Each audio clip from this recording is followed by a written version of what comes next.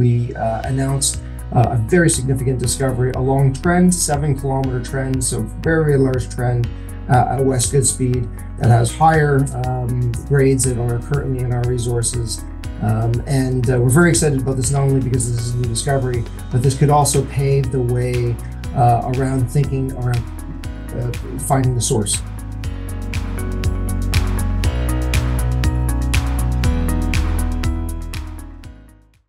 Hello and welcome to the Assay TV, where today we're joined by Sam Lee, the president and CEO of NorthIsle Copper and Gold, a company based in Vancouver.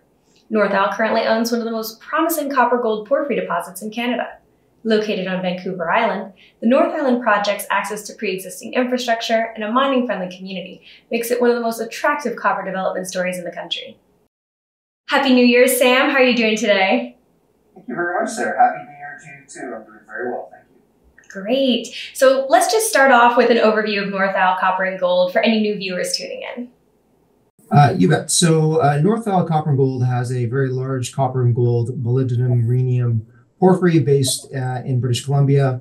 Our value proposition is we're both value and growth. The value comes from the 2.4 billion pounds of copper in indicated and 4 million ounces of gold in indicated already defined, which informs PEA of approximately $1.1 billion NPV after tax, 8%, and yielding a 19% IRR over a 22-year life of mine. So based on that, we are trading at a very, very significant discount to our peer group and certainly the PEA itself. And then in terms of the growth proposition, where does the growth come from? Well, it comes from two very distinct areas. One is to the north of this defined project, what we call Northwest Expo, Goodspeed, and Red Dog, for which we are looking to establish a high margin, high NSR value resource in the upcoming months.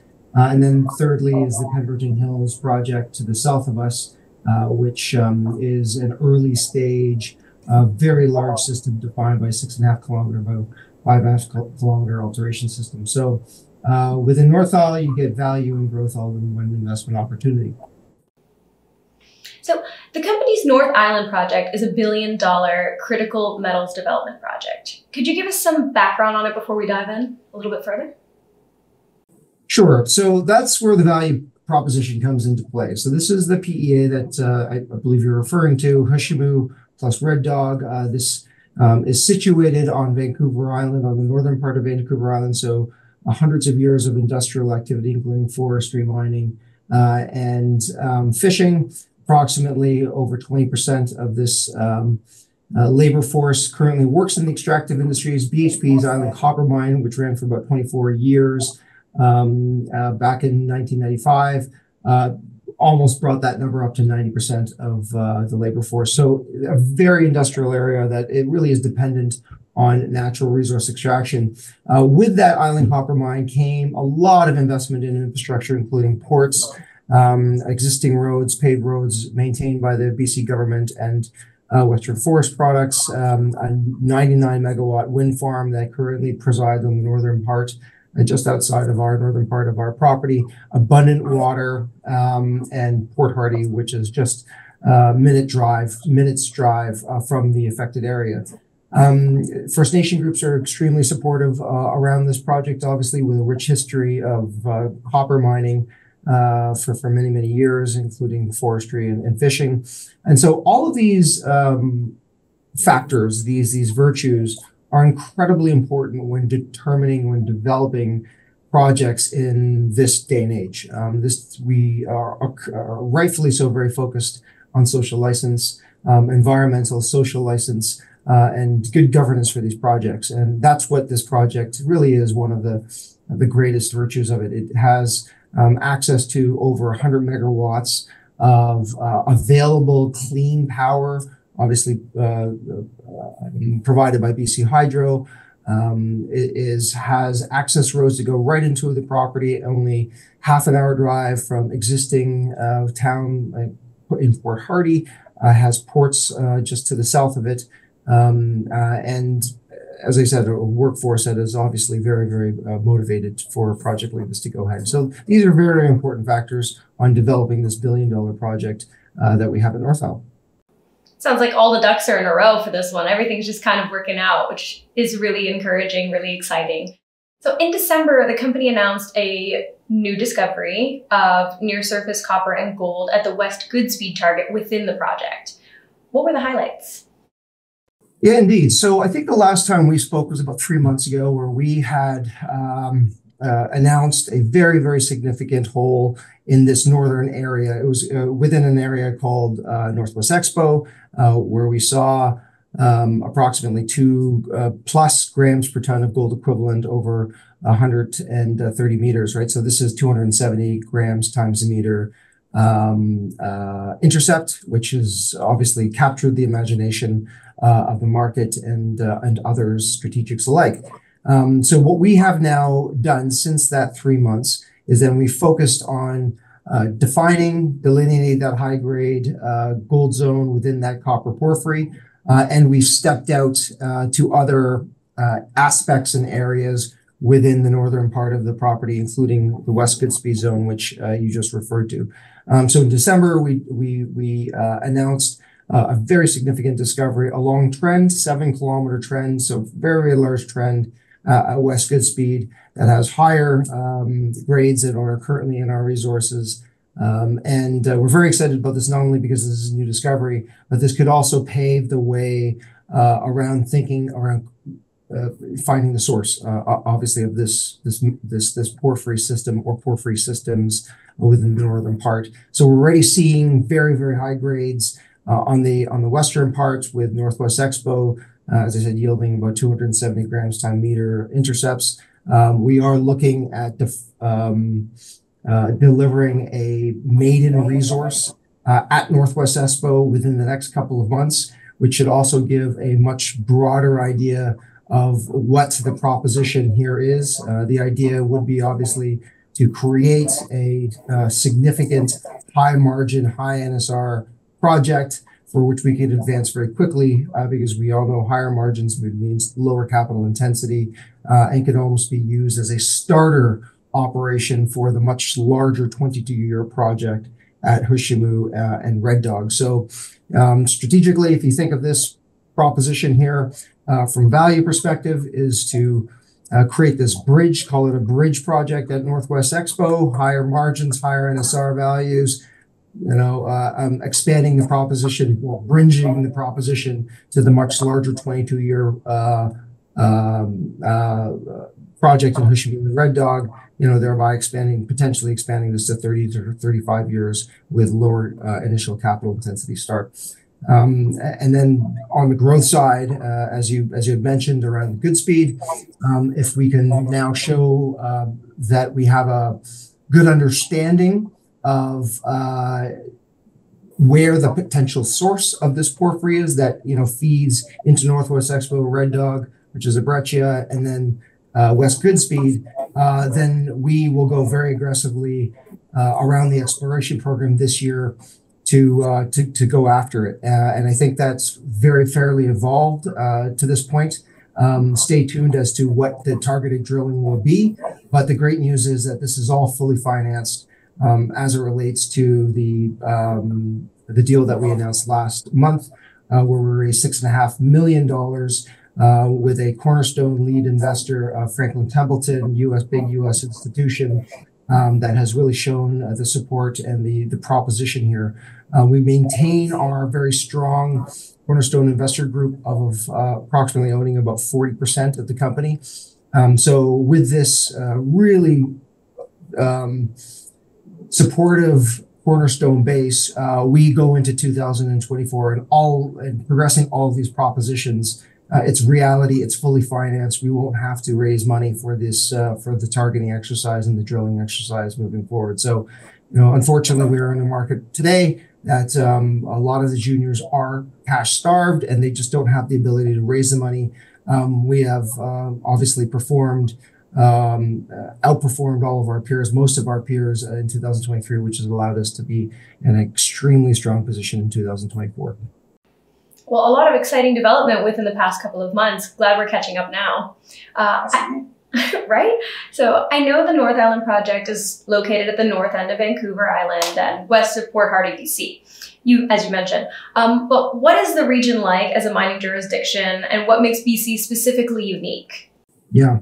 So let's start with BC, right? So BC and Canada obviously have postulated that they want to be the critical metals epicenter for the world, right? And critical metals, or copper, is one of the 5 critical metals that the federal government has identified. BC is probably the only region in Canada that for which you see these copper gold or copper porphyry systems exist.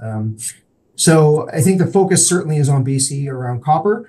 We've been doing a lot of work with the British Columbia government and NRCan, Canadian feds, around developing this critical metal strategy, of which we're obviously identified as one of the near-term propositions, and something that is supported only because of our desire and success to partner with our First Nation, affected First Nation groups in collaboration to advance this project. So that's something we have really done faithfully, and I think has really brought this point of intersection around economics and social license together, which obviously the government is very strongly supportive of. So in terms of the northern end of the island, as I said, historically, it has always been a natural resource extractive industry area, right? So I know that there are a lot of people that think of the island as, Old Forest Growth, Victoria, Tofino. This is about 500 kilometers away from where we are.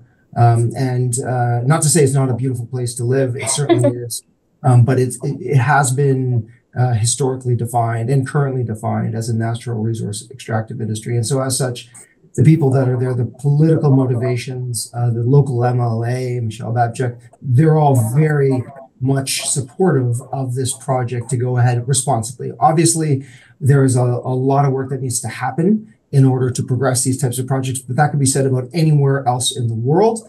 And I've always believed that if you have will, to turn that into consent is obviously where you want to be. Obviously, you're never going to have consent from day one. You're going to have will, and if you can transfer that into consent, that's the situation you want to be in.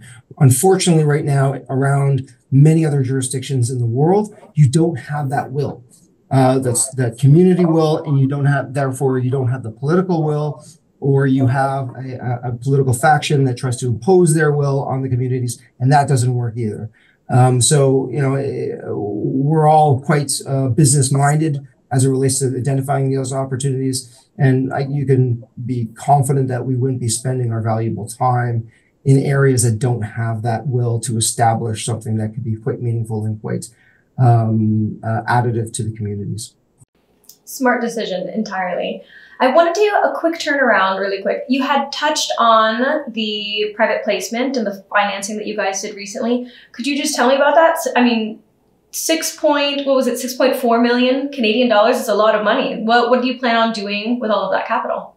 Yeah, it's a great question. Thanks for asking it. So in terms of the terms itself, it was probably one of the least dilutive financings we could have done. There were no warrants, no half warrants attached to it. It was done at a sub 10% discount. Again, it went into very solid long-term hands. It was over 2 times oversubscribed. We cut it off at $6.5 million because we are very immensely protective of our shareholders and the level of dilution that we need for today, right? Not for a year from now or 2 years from now, for today.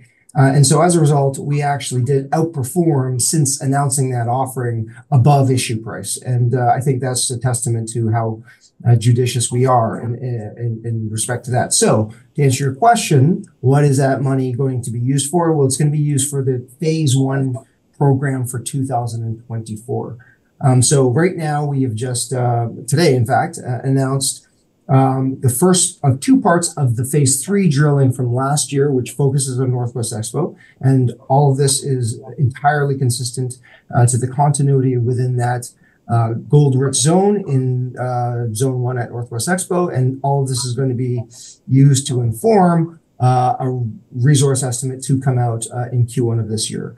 We're also going to be releasing a metallurgical test work to ensure that people know not only is this available to us, but it's also recoverable from a reasonable processing perspective, pretty standard plain vanilla flow sheet. So expect that to come out in and around the Q1 as well. And then finally, once we disclose and have a strong understanding of what's needed to move that project into a preliminary economic assessment, we will partially use those proceeds to finance that.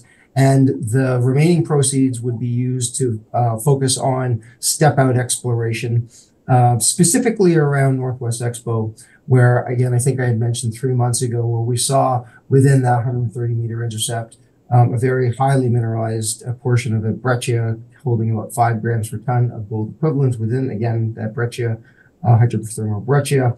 That's got to come from somewhere. That was at 65 meters from surface. We're close to figuring out where we're going to target in 2024 to chase that. Obviously, if we chase that and we hit the source of the porphyry, the stem of the porphyry, if you will, that is the game changer for this region, which we've seen a few examples of. Obviously the net effect of it on performance as well.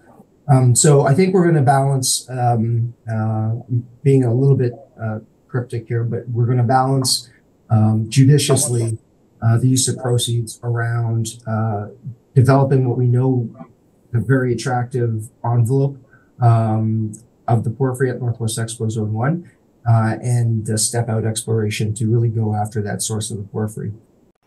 It sounds like NorthIsle has quite a few different catalysts that it's getting ready for. So for the next couple of months, can you kind of tell us what should investors really be focused on? What are we looking for from NorthIsle? Sure. So the catalyst, as I mentioned, after today's announcement, there's one portion left of the Phase 3 program that will be released. There's Pemberton Hills results, which is, again, that big buried porphyry just to the south of us. Those results will be released. Metallurgy will be coincident with our resource, a maiden resource estimate that will be released on Northwest Expo Phase 1. Then we're going to release our program for our fully funded program for 2024. And that will obviously initiate end of first quarter and beginning of second quarter. So as we progress through Q2, Q3, that's when we're going to see the results for the defined program that we're just finalizing today and we'll be announcing shortly. So lots of news flow, and a lot of this news flow, I would say certainly focus on strategic value appreciation. But there is also going to be a pretty significant portion carved up for growth for these really significant exploration discoveries that we've seen at West Goodspeed and the whole 2313 at Northwest Expo. Well, it sounds like NorthIsle has quite a bright 2024 coming at it. So thank you so much for taking the time to speak with us today. I hope you have a really wonderful rest of your day. Yeah, thank you. You too.